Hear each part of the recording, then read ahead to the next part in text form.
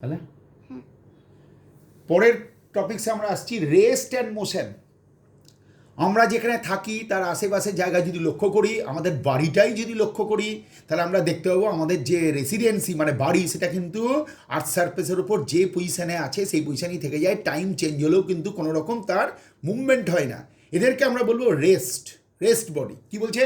A body is said to be at rest if it does not change its position with respect to its surroundings.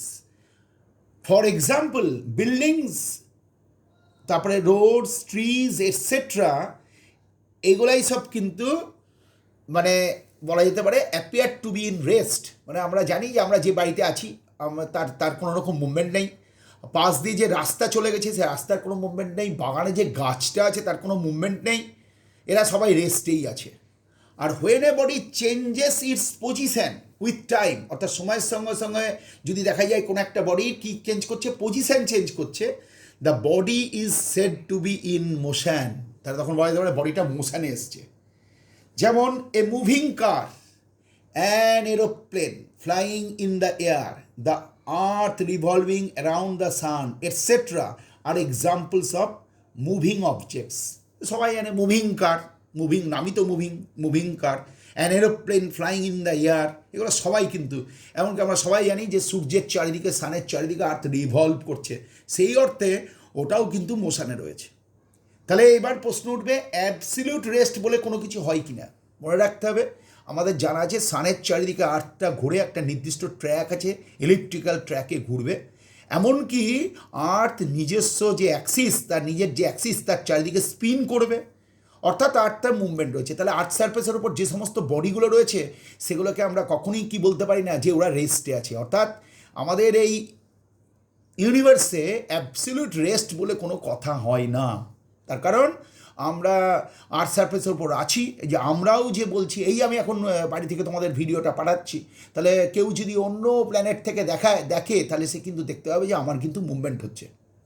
তোমরা যে ভিডিওটা বসে বসে দেখছো এটাও কিন্তু আমরা রেস্টে আছি, কিন্তু এইটা কিন্তু অ্যাবসলিউট রেস্ট নয়। তার কারণ তোমরাও বসে আছো আর্থ সারফেসের উপরে, আর্থ সারফেস ঘুরছে, আর্থ সারফেস মুভ করছে, তাহলে তোমরা কিন্তু রেস্টে নয়।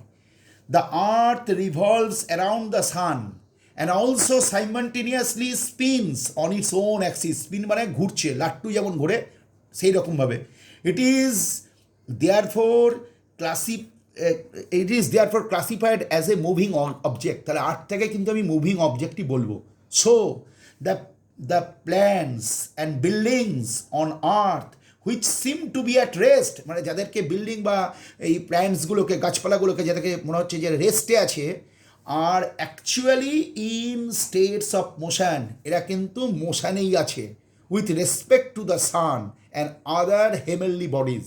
Haynes nothing can be identified, মানে কাউকে এরকম খুঁজে পাওয়া যাবে না। কীরকম না, to be in absolute rest, মানে পুরোপুরি রেস্টে রয়েছে অন দ্য আর্থ সারফেস। তাহলে মনে রাখতে হবে আর্থ সারফেসের উপর যে সমস্ত যে সমস্ত বডিগুলোকে আমরা ভাবছি যে এরা রেস্টে রয়েছে, অ্যাকচুয়ালি কিন্তু ওরা রেস্টে নেই, ওরা কিন্তু মুভমেন্টে আছে, মুভ করছে, তার কারণ আর্থ যেহেতু মুভমেন্টে রয়েছে। তাহলে এতদূর পর্যন্ত আমরা পড়তে গিয়ে আমরা দেখতে পেলাম প্রথমে স্কেলার ভেক্টর ব্যাপারটা আমাদের রেডি করতে হবে, স্কেলার ভেক্টরের ডিফারেন্স রেডি করতে হবে। আমি যেরকম করে পিডিএফ ফরম্যাটে জিনিসগুলো তোমাদের কাছে পাঠিয়ে দেবো স্টাডি মেটেরিয়াল, সেগুলো দেখে দেখে একটু পড়ে ফেলতে হবে। যাই হোক, পরের প্রসঙ্গে আমরা আসছি, সেটা হচ্ছে ওয়ান ডাইমেনশনাল মোশন। কি বলছে? When a body moves along a straight line its motion is called to be one dimensional motion. For example, the motion of a car along straight road, মানে একটা সোজা রাস্তার উপর দিয়ে একটা কার চলে যাচ্ছে, কোথাও মানে কার্ভের মধ্যে দিয়ে আসছে না। A stone falling down vertically, একটা পাথরকে ওপর থেকে নিচে ছেড়ে দেওয়া হলো, তাহলে ও কোন পথে যাবে? সোজা স্ট্রেট পথে চলে যাবে। এরা সবাই কিন্তু ওয়ান ডাইমেনশনাল মোশনের এক্সাম্পল। মানে সোজা কথায় স্ট্রেট লাইন বরাবর যদি মোশন হয় তাহলে তাকেই আমরা বলবো ওয়ান ডাইমেনশনাল মোশন। তাহলে স্ট্রেট লাইন বরাবর মোশন করতে গেলেই ওয়ান ডাইমেনশনাল মোশন হবে। তাহলে আমরা যদি এক্স অ্যাক্সিস বরাবর যদি কোনো একটা পার্টিকেল দৌড়াতে আরম্ভ করে, মুভ করতে শুরু করে, তাহলে ওটা বলবো ওয়ান ডাইমেনশনাল মোশন।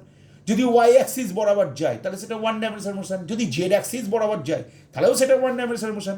তাহলে আমাদের খালি মনে রাখবো moves along a straight line, এই লাইনটা, এই শব্দটা, এই যে আমরা আন্ডারলাইন করে দিয়েছি, moves along a straight line, যখন কোনো একটা body moves along a straight line, তাহলে সেটাই হবে ওয়ান ডাইমেনশনাল মোশন। তারপরে যে আমাদের টপিক্সের গায়ে আমাদের হাত দিতে হবে সেটা হচ্ছে ডিস্ট্যান্স। আমরা সবাই দেখতে পাচ্ছি ডিস্ট্যান্সটা কীরকম। এ পয়েন্ট আর বি পয়েন্ট বলে এই যে ছবিটা দেখানো যাচ্ছে, এই ছবিতে আমরা দেখতে পাচ্ছি এসিবি, এই এসিবি অর্থাৎ সি এর উপর দিয়ে একটা পাথ চলে গেছে, বি পর্যন্ত চলে যাচ্ছে। এ থেকে বিতে যাওয়ার জন্য আরেকটা পাথ আছে, সেটা হচ্ছে এডিবি। এ থেকে বিতে যাওয়ার জন্য আরেকটা পাথ আছে, সেটা হচ্ছে এইবি।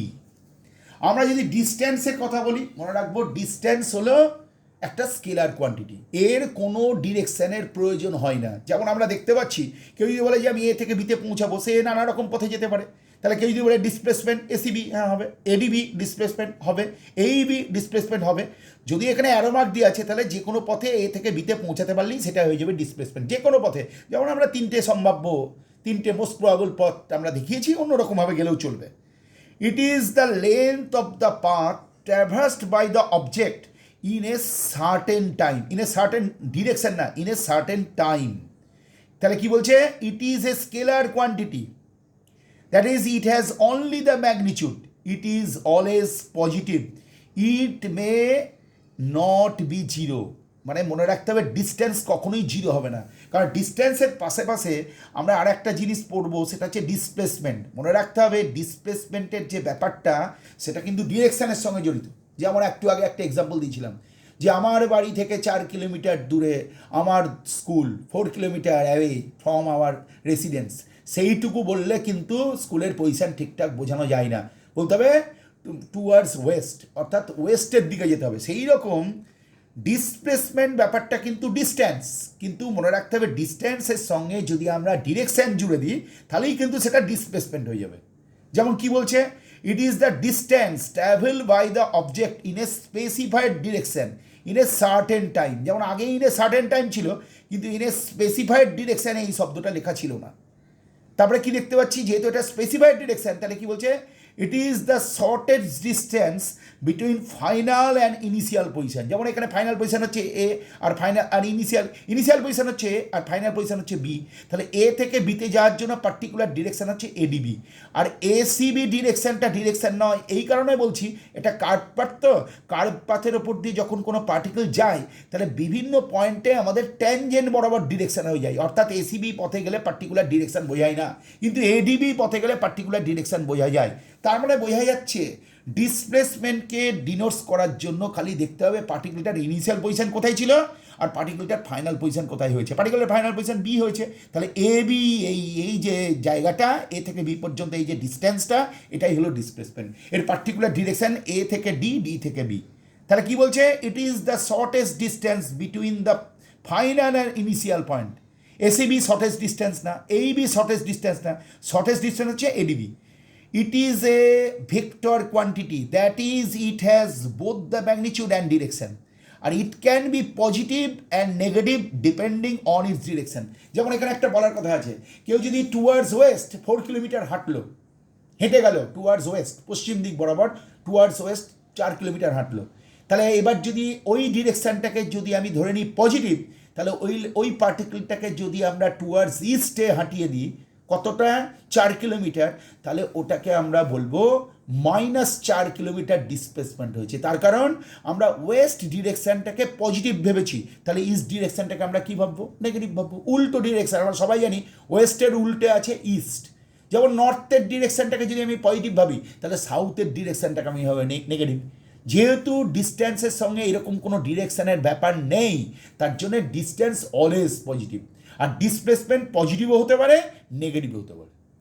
তাহলে খেয়াল রাখতে হবে এই ডিস্ট্যান্স আর ডিসপ্লেসমেন্টের মধ্যে সবথেকে বড় পার্থক্য যেটা, সেটাই হলো ডিস্ট্যান্স হচ্ছে স্কেলার আর ডিসপ্লেসমেন্ট হচ্ছে ভেক্টর কোয়ান্টিটি।